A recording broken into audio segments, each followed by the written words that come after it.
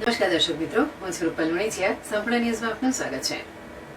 સમગ્ર વર્ષ દરમિયાન સારી કામગીરીને લઈને પોલીસ કર્મચારીઓને સન્માનિત કરવામાં આવતા હોય છે, ત્યારે વર્ષ 2023માં પ્રશંસનીય કામગીરી કરનાર ગુજરાતના 2 એડિશનલ ડીજી સહિત 110 પોલીસ અધિકારીઓને સારી કામગીરી બદલ સન્માનિત કરાયા હતા.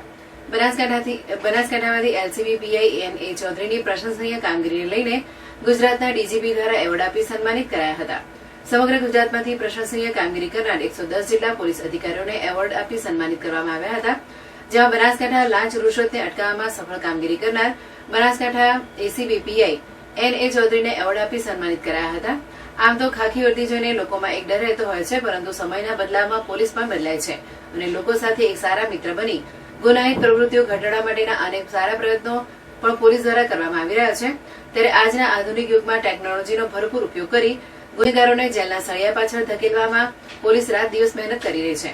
શિયાળાની ઠંડી હોય કે ઉનાળાની ગરમી કે પછી ચોમાસાનો ધોધમાર વરસાદ, ગુનાઓ બનતા અટકાવવા કે ગુનેગારોને શોધવાના હોય કે ટ્રાફિકની સમસ્યા હોય કે જાહેર સભાઓ, ધાર્મિક મેળાવડા કે કોઈ અન્ય વિપરીત પરિસ્થિતિ હોય, સુરક્ષા માટે પોલીસ હંમેશા ખડેપગે દરેક સમસ્યામાં જોવા મળતી હોય છે.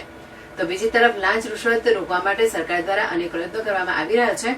ત્યારે આ લાંચ લેનાર લાંચિયા અધિકારીઓ કર્મચારીઓ સામે બનાસકાંઠા એલસીબી દ્વારા કડક કાર્યવાહી કરાઈ હતી અને વર્ષ 2023માં લાંચ લેનાર સામે કેસો કરી જેલના સળિયા પાછળ ધકેલી પ્રશંસનીય કામગીરી કરવામાં આવી હતી.